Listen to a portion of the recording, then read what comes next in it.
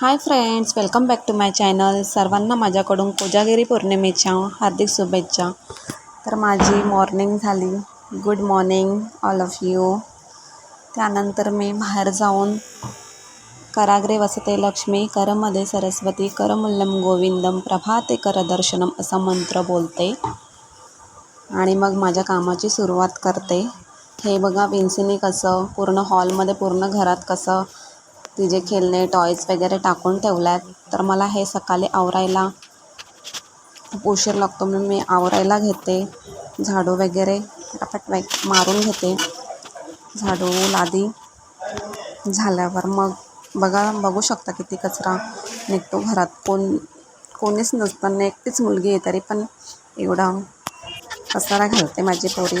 मग मी बाहेरची गॅलरी वगैरे व्यवस्थित धुवून घेते, कारण की आमची कुत्री तिकडे खूप घाण करतात.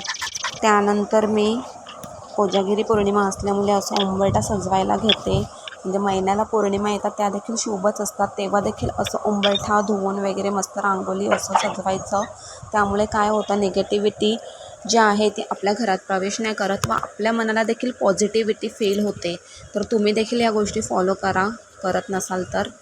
मी लहानपणापासून तर हे बघतच आली आहे. म्हणजे माझ्या मम्मी उठल्यावर पहिल्यांदा हे सगळं उंबरठा धुवेल, मग त्याच्यावर रांगोळी वगैरे, हे मला पहिल्यापासूनच सवयी आहेत. तर ह्या माझ्या संसारात देखील मला करायला इझी जातात आणि मला आनंद वाटतो आणि सकाळ मॉर्निंग माझी अशी हॅप्पी होते. आणि मी जर कधी करायचं असं विसरली म्हणजे कंटाळा, तर ती मला नेहमी आठवण करून देते की हे तू करतेस का, ते तू करतेस का, ही देवपूजा तू केली का.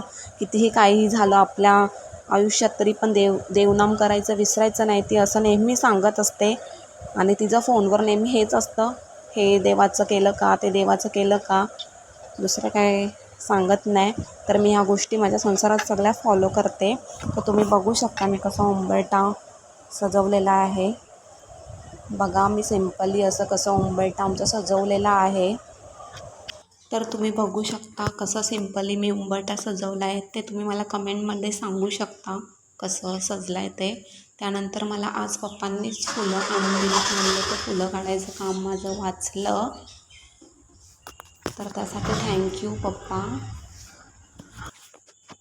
हे बघा, त्यानंतर मी देवाऱ्यात फुलं वगैरे लावून घेतली, देवपूजा करून घेतली व्यवस्थित. मग मी रोज कापराची आरती करते आणि कापूर पूर्ण घरामध्ये कापराचं हे देते, धूर देते. त्यामुळे काय होतं, घरामध्ये पॉझिटिव्हिटी सकारात्मकता ही येते आणि आपल्या मनाला देखील पॉझिटिव्ह फील होतं आणि हॅप्पीनेस फील होतं आणि आपली मॉर्निंग देखील मस्त गुडगुड अशी मॉर्निंगची सुरुवात होते. मग नंतर मी जाते रांगोळी काढायला.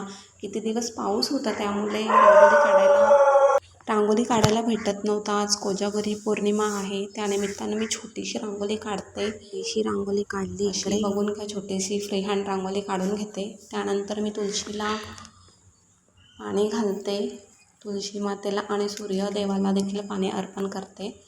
मग तुळशी मातेला हळदी कुंकू अक्षता वाहून मी नमस्कार करते. अशा प्रकारे मग त्यानंतर मी प्रदक्षिणा घालते तुळशीला. प्रदक्षिणा घालताना ओम नमो भगवते ह्या मंत्राचा वापर करते. तुम्ही कोणता करता ते कमेंटमध्ये मला नक्की सांगा.